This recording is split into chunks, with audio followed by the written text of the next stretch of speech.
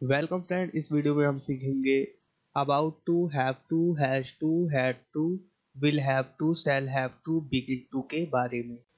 मैं हूं अनिल कुमार और आप देख रहे हैं इंग्लिश टू हिंदी लर्निंग। तो चलिए शुरू करते हैं। अबाउट टू, जब कोई काम होने वाला हो तब हम अबाउट टू का प्रयोग करते हैं। जैसे बस आने वाली है, the bus is about to come.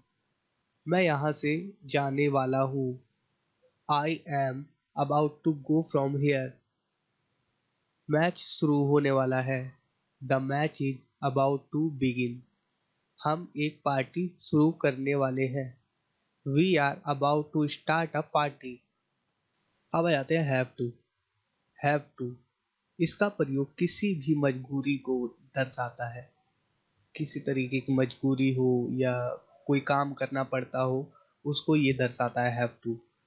इसका प्रयोग प्रेजेंट टेंस में आई वी यू दे तथा प्लूरल नाउन मतलब कि बहुवचन संज्ञा के साथ करते हैं। एग्जाम्पल, हमें पढ़ने के लिए ध्यान केंद्रित करना पड़ता है, we have to concentrate for read. मुझे उन्हें प्यार करना पड़ता है, I have to love them. सुबह को मुझे मंदिर जाना पड़ता है, in the morning I have to go to the temple. या तो इसे इस तरीके से भी बोल सकते हैं, I have to go to the temple in the morning.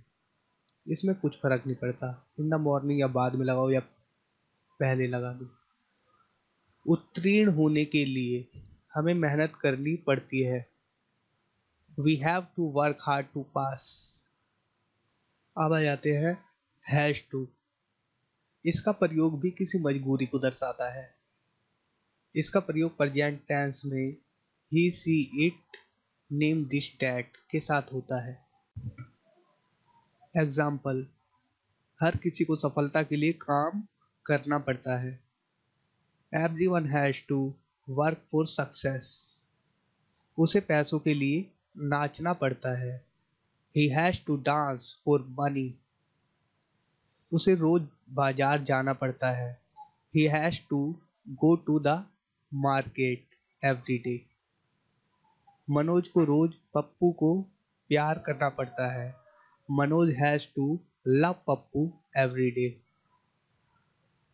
उसे रोज उसे प्यार करना पड़ता है, she has to love him every day. यहाँ पर उसे रोज उसे प्यार, तो ये एक किसी को किसी दूसरे बंदे को प्यार करना पड़ता है, या वो लड़की हो सकती है, लड़का हो सकता है, लेकिन यहाँ सी लगा हुआ है तो ये लड़की है जो लड़के को प्यार कर रही है, क्योंकि वो खुद से प्यार नहीं कर सकती, क्योंकि वो शीला थी जो खुद से ही प्यार जता सकती थी, ये कोई और है। ठीक है दोस्तों, चलो ठीक है यार, ये मजाक कर दिया मैंने अभी। चलिए अब आ जाते हैं हैड टू। ये भी मजबूरी को दर्शाता है, परंतु पास्ट टेंस में। हैड का इस्तेमाल पास्ट में ही होता है ना, तो ये हैड टू का इस्तेमाल भी पास्ट टेंस में ही होगा। ठीक है, जैसे उसे बाजार जाना पड़ा, he had to go to the market. उसे मजबूरी में नाचना पड़ा, he had to dance in compulsion. उसे उसकी तरफ देखना पड़ा, he had to look at him. मुझे आपको अंग्रेजी व्याकरण के बारे में जल्दी बताना पड़ा, I had to tell you about early English grammar. चलिए अब आ जाते हैं विल हैव टू और शैल हैव टू का प्रयोग। ये भी मजबूरी को दर्शाता है, परंतु फ्यूचर टेंस में। उसे नाचना पड़ेगा, she will have to dance. हमें यह करना पड़ेगा, we shall have to do it या we will have to do it. ठीक है, दोनों ही। मैं तो कहता हूँ ना कि विल विल हैव टू का ही इस्तेमाल करें, क्योंकि कुछ भी रॉन्ग नहीं है इसमें, कुछ भी गलत नहीं है। चाहे आप कहें we shall have to do it, चाहे आप कहें we will have to do it, कुछ फर्क नहीं पड़ने वाला, दोनों ही सही है। ठीक है, उन्हें घर की पुताई करनी पड़ेगी, they will have to paint the house. आपकी जानकारी के लिए एक बार बता दूं, विल हैव टू का प्रयोग सभी कर्ताओं के साथ होता है, पर शैल हैव टू का प्रयोग केवल आई और वी के साथ होता है। ठीक है, और आई और वी के साथ अगर आप विल हैव टू भी लगाते हैं तो कोई गलत नहीं है। ऐसे सेंटेंस में अगर आप विल हैव टू लगाते हैं आई और वी के साथ भी तो कोई फर्क नहीं पड़ता, ठीक है, ये ध्यान रहे। अब आ जाते हैं बिगेन टू। किसी भी काम को जब हम शुरू करते हैं पास्ट टेंस में तो हम बिगन टू का इस्तेमाल करते हैं।